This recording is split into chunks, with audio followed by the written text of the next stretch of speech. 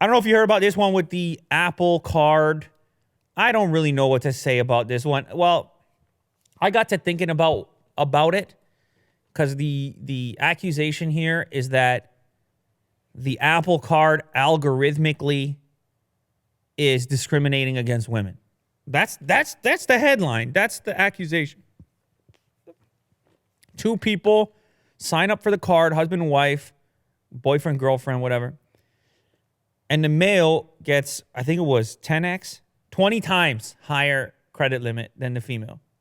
And then you get a follow-up from Steve Wozniak, of course, the co-founder of Apple. Mm-hmm. He says, same thing happened.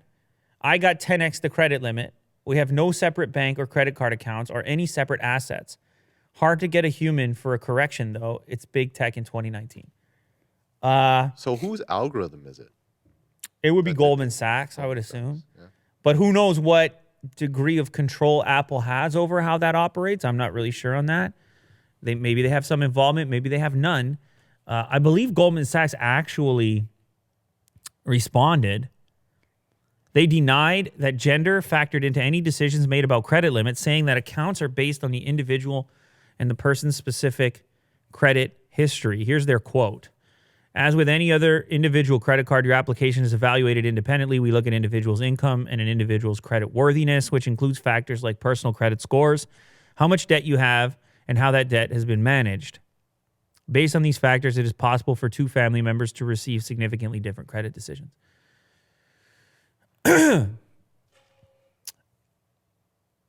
Is it possible both of these people that signed up were a pair, right? They both were husband and wife situations. Is it possible, by chance, that the earlier application goes through based on the household? And then when the secondary application comes in, they go, oh, that household already has 20 grand in credit or whatever. And then the next application comes through with this from the same household, and they say, we're not going to supply another 20 Gs. Is that the case? No, look, I don't know, obviously. Goldman Sachs, what are they going to say? They're going to say what they say. We don't take that into account or consideration. We're not discriminating. They're not going to say that. They're not going to tell you how their algorithm works either. Right. But they do have a complex system for determining what these credit limits should look like.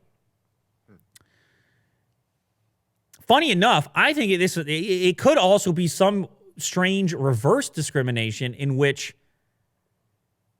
just like car insurance, males are more likely to take risks. It could be predatory on the flip side, where they're saying, yeah, give the dude way more and let him screw it up. Mm-hmm. Obviously, I'm just speculating. I'm not suggesting that's what they're doing. But it's a curious type of discrimination because it's credit. And it's not like somebody got denied the product. It's a question of how much credit an individual should have. It's possible that there's a credit amount that you actually don't want, even if it's really high. It's possible Apple turns around, Will, and says, we're going to give you $2 million credit. And you're like, I don't really even, I'm good. Yeah. I mean, I just buy lunch. No, but you see what I'm saying? It's not, you don't always want some enormous credit limit. It's not, but I also understand where they're coming from.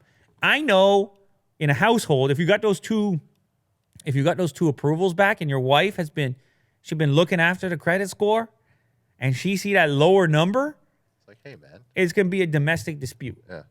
Absolutely. So I get that. And I don't think it's cool, for the record. I'm not trying to defend Apple or Goldman Sachs, that's for sure. They don't need defense. They got expensive defense.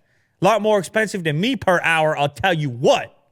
Yeah. They got the entire floors of dudes in the suits, Will. It's like a fleet of lawyers. Yeah, they do. And they'll figure this one out. Yeah. They're probably already sending settlement money to the person where the whole thing started. Mm.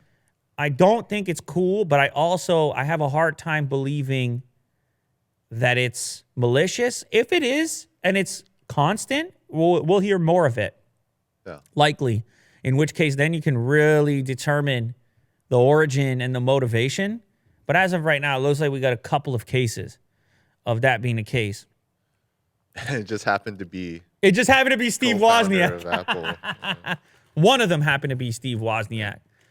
So, but it does bring into question algorithms in general. It gets interesting. Algorithms in general, discriminatory algorithms.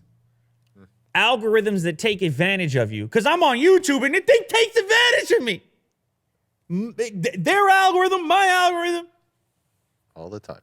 Just like that, man, they get you. Man, all those algorithms are predatory. They want something from you. It's kind of how it goes. And that's how they improve the algorithm. It's getting to know you. They do the math, man. They do the math. They sure do. Crunch the numbers. They do the math. It's scary stuff. Anyway, it's, you know what else is scary about it? It's so not human. Right? Because a human would look at these two credit applications and say, oh, yeah, they're identical. Yeah, works out. Here you go. But algorithms, they're on that nitty gritty. They're diving. They're bobbing and weaving. Whoo! Humans are in trouble. Tell you what.